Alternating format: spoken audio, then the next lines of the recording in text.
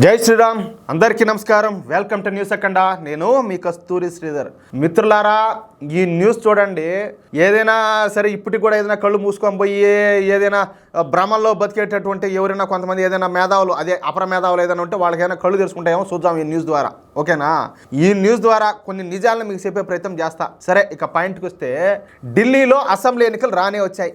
వచ్చే నెల 5వ తారీఖున ఢిల్లీ అసెంబ్లీ ఎన్నికలు అయితే జరగనున్నాయి. ప్రస్తుతం ఢిల్లీలో అన్ని పార్టీలు కూడా ముమ్మరంగా ప్రచారంలో మునిగిపోయి ఉన్నాయి. అయితే ప్రస్తుతం ఢిల్లీలో ఈ ఆమ్ ఆద్మీ పార్టీకు భారతీయ జనతా పార్టీల మధ్య పోటీ అయితే నువ్వానేనా నెట్టుండాలి. అయితే ఈ ఎన్నికలు Aam Aadmi పార్టీకు life and death సమస్యగా మారినాయి. ఎందుకంటే ఢిల్లీ అనేది ఆమ్ ఆద్మీ పార్టీకి గుండెకాయ లాంటిది. ఎందుకంటే వాళ్ళు ఫస్ట్ అదేదో పురుడు పోసుకున్నట్టు ఫస్ట్ అధికారంలోకి వచ్చింది ఆడనే కదా. ఒకవేళ ఈ ఢిల్లీలో కనుక ఆమ్ ఆద్మీ పార్టీ ఓడిపోయినట్టయితే ఇక ఆమ్ ఆద్మీ పార్టీ షట్టర్ మూసుకోవాల్సిందే. దాంట్లో ఏమో డౌట్లు ఏం అవసరం లే. ఇక ఎక్కడ కూడా గెలవలేదు. అంటే పంజాబ్లో ఒకసారి గెలిచింది కదా, అంటే రాబోయే రోజుల్లో ఆడ కూడా క్లోజ్ అయిపోతుంది. ఎంత మాత్రం కూడా గెలిచే అవకాశం అయితే లేదు. అందుకే ఈ ఢిల్లీ ఎన్నికలు అనేటి Aam Aadmi పార్టీకు life and death సమస్యగా మారిపోయినాయి. ఇకపోతే భారతీయ జనతా పార్టీకు ఢిల్లీ ఎన్నికలు అనేటి పెద్ద సమస్య అయితే కాదు. ఎందుకంటే ఢిల్లీలో గత 25 సంవత్సరాల నుంచి చూసుకున్నా కూడా భారతీయ జనతా పార్టీ ప్రభుత్వం అయితే లేదు. అంతకుముందు కాంగ్రెస్ ఉన్నింది, మళ్ళీ వీళ్ళు ఆమ్ ఆద్మీ పార్టీ వాళ్ళు వచ్చారు.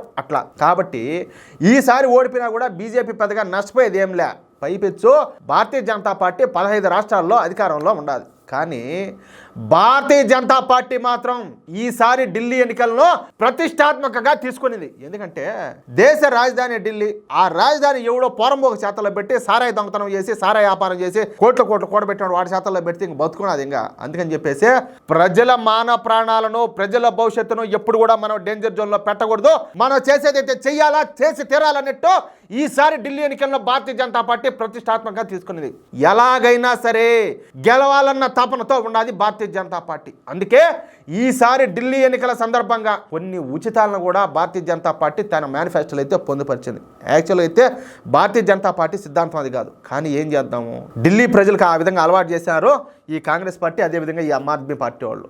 కాబట్టి వాళ్ళ ఆలోచన విధానాన్ని మార్చాలంటే ఫస్ట్ మనం అక్కడికి అధికారంలోకి రావాలి. కాబట్టి అన్ని వర్గాల వారిని ఆకట్టుకునే విధంగా ఈ మేనిఫెస్టో ఉండడం ఇక్కడ విశేషం అన్నమాట. ఇక ఈ ఢిల్లీ ఎన్నికల సందర్భంగా మన లాంటి ఒక యూట్యూబ్ ఛానల్ వాళ్ళు ప్రజల మనసుల్లో ఏముందో తెలుసుకోవడానికి ఒక సర్వేని అయితే నిర్వహించినారు. అందులో కొన్ని షాక్ అయిపోయే విషయాలు కొన్ని అయితే వెలుగులేకొచ్చాయి. ముఖ్యంగా ముస్లింలు ఈసారి కూడా గంపగుత్తగా ఆమ్ ఆద్మీ పార్టీకే ఓటేయాలని చెప్పేసి నిర్ణయించుకున్నారంటయా. అర్థమైందా? ఒకవేళ తాము కాంగ్రెస్ పార్టీకి కనుక ఓటేస్తే ఓట్లు చీలిపోయి భారతీయ జనతా పార్టీ గెలుస్తాదని చెప్పేసి భావించి దీంతో తామంతా కూడా మళ్ళీ ఆమ్ ఆద్మీ పార్టీకే ఓటేయాలని చెప్పేసి నిర్ణయం తీసుకున్నారంట.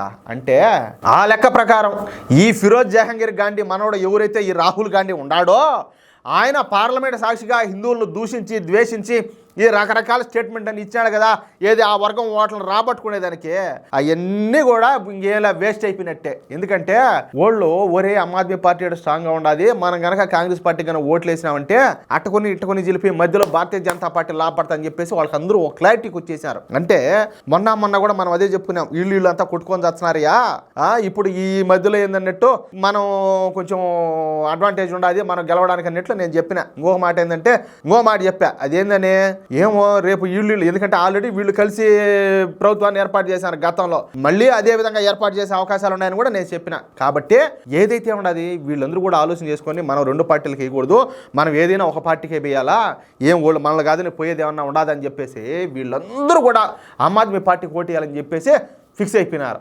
ఈ క్రమంలో ఈ యూట్యూబ్ ఛానల్ వాళ్ళు ఒక ముస్లిం వ్యక్తిని ఇంటర్వ్యూ చేశారు. ఆ ఇంటర్వ్యూలో ఆ యూట్యూబ్ ఛానల్ జర్నలిస్ట్ మాట్లాడుతా మీరు ఏ పార్టీకి ఓటు వేయాలనుకుంటున్నారని చెప్పేసి అడిగినాడు. అందుకు సమాధానంగా ఆ ముస్లిం పెద్ద మనిషి మేము ఆమ్ ఆద్మీ పార్టీకి ఓటు వేయబోతున్నామని చెప్పి సమాధానం ఇచ్చాడు. అందుకు ఆ జర్నలిస్టు ఈసారి కూడా ఆమ్ ఆద్మీ పార్టీకి మీరు ఎందుకు ఓటు వేయాలనుకుంటున్నారని చెప్పేసి మళ్ళీ అడిగినాడు. అందుకు సమాధానంగా ఆ పెద్ద మనిషి మాట్లాడతా, అవును మాకు ఆమ్ ఆద్మీ పార్టీకే ఓటు వేయాల్సిన అవసరం అయితే వచ్చింది, అందుకు ఆమ్ ఆద్మీ పార్టీకే ఓటు వేస్తున్నాం, ఇక నన్నేమి మీరు అడగొద్దని చెప్పేసి ఆ మనిషి సమాధానం చెప్పినాడు. అయితే ఆ జర్నలిస్ట్ మళ్ళా అడుగుతా, మీరు ఆమ్ ఆద్మీ పార్టీకి ఓటు వేయాల్సిన అవసరం ఏమొచ్చింది, ఒకవేళ బీజేపీని ఓడించడానికి ఆమ్ ఆద్మీ పార్టీకి మీరు ఓటేస్తానని చెప్పేసి అడిగినాడు. అందుకు సమాధానంగా ఆ ముస్లిం పెద్ద మనిషి మాట్లాడతా, అవును మేము భారతీయ జనతా పార్టీని ఓడించడానికే ఆమ్ ఆద్మీ పార్టీకి ఓటేస్తున్నాము, బీజేపీ ఓటమే మా ధ్యేయము, బీజేపీ ఓడిపి తీరాల్సిందే అని చెప్పి సమాధానం ఇచ్చినాడు. అర్థమవుతుందా? అంటే చూడండి, వీళ్లకు ఆమ్ ఆద్మీ పార్టీ పెద్దగా ఏం చేసింది లేదు. ఒకవేళ మళ్ళా గెలిచినా కూడా వాళ్ళు ఓడబీకేది ఏమీ లేదు. కానీ వీళ్ళంతా తాము ఏమైనా సరే ఏమైనా పర్వాలేదు కానీ భారతీయ జనతా పార్టీ మాత్రం ఓడిపోవాలన్న ఆలోచనతో పట్టుదలగా ఉన్నారు. ఇక ఢిల్లీలో ఉన్నటువంటి ఎవరో ఈ మేధావులైనటువంటి హిందువులు ఎటువంటి నిర్ణయం తీసుకుంటారో చూడాలా. ఇటోళ్ళైనా చూస్తే వాళ్ళకి ఏమైనా సిగ్గు ఏమన్నా వచ్చాదో, ఏమన్నా కనీసం కొంచెం ఏమైనా జ్ఞానోదయం అవుతుందో లేదు చూడాలా. నువ్వు బంగారంతో ఊళ్ళంతా తాపడం చెప్పి మేము బీజేపీకి ఓట్లు వేయకూడదు, మేము వేయకూడదు. నువ్వు రేషన్, నువ్వు సకల సదుపాయాలు కలిపి నువ్వు ఇల్లు బళ్ళు నువ్వు ఏం చెయ్యాలి స్వామి, నువ్వు ఏ సకలం చేసినా నువ్వు తులాభారం ఒక మనిషిని ఎవరో కూర్చొని ఆ మనిషి ఎంత బరువు ఉంటాడో అంత బంగారం ఎవరో తూకం వేసినా బీజేపీకి ఓట్లు వేయకూడదు. ఆ మారి చేసే పాపం అది. ఆ మారి మేము వేయకూడదు అన్నట్టు వాళ్ళ ఆలోచన తీరేవారు. మనోళ్ళు ఉండారా, ఏం చేసింది బీజేపీ మాక, మోడీ ఏం చేసినాడా సర్లే చెప్పుకొచ్చినామంటారు మనోళ్ళు. సిగ్గు తెచ్చుకోండి రా స్వామి, సిగ్గు తెచ్చుకోండి రా నాయన. బతకల్లా నా చెప్పు. మాకు ఏం వద్దు, మాకు అభివృద్ధి వద్దు, మాకు ఎటువంటి సౌకర్యాలు వద్దు, కేవలం మతం ఆధారంగా మేము ఓట్లు వేస్తామని చెప్పి వీళ్ళు మాట్లాడుతున్నారు. మత రాజకీయాలు చేస్తుంది బీజేపీ అంటానే మిగతా వాళ్ళందరూ మత రాజకీయాలు చేస్తున్నారు. మనం తెలుసుకోలేక ఇప్పటికే భారతీయ జనతా పార్టీని బీజేపీని వ్యతిరేకిస్తున్నాం. ఒక్కసారి చెప్తానండి, ఎవరు ఒప్పుకున్నా ఎవరు ఒప్పుకోకపోయినా పీకేది ఏంలే. ఎప్పుడైతే మోడీ అధికారంలోంచి పక్కా పోతాడో, భారతీయ జనతా పార్టీ ఓడిపోతాడో మన బతుకులు మళ్ళీ బానిసలు బతుకులు అవుతాయి. ఖచ్చితంగా ఇది శిలాశాసనం మారి రాసి పెట్టుకొని కావాలంటే చూద్దాం. నేను చెప్పే మాట తప్పుతుందేమో, ఖచ్చితంగా సర్వనాశనం అయిపోవాల్సిందే, దాంట్లో డౌటే లే. అది ఎవరు ఏమనుకున్నా ఇదే సత్యం, అంతే. మిత్రులారా, నేను చెప్పిన మాటలతో మీరు ఏకీభవిస్తే ఈ న్యూస్ నలుగురికి షేర్ చేయండి, ఎటువంటి మోహమాటం కూడా లేకుండా. ఇంకో మాట చెప్తున్నా, ప్రతి ఒక్కరు కూడా మీ యొక్క అమూల్యమైన అభిప్రాయంలో ఖచ్చితంగా కామెంట్ చేయండి. అలాగే ఇంతవరకు కనుక మన ఛానల్ సబ్స్క్రైబ్ చేసుకున్నట్టయితే ప్రతి ఒక్కరు కూడా మన న్యూస్ అఖండ ఛానల్ సబ్స్క్రైబ్ చేసుకోండి, సపోర్ట్ చేయండి ప్లీజ్. జై శ్రీరామ్, జై హింద్.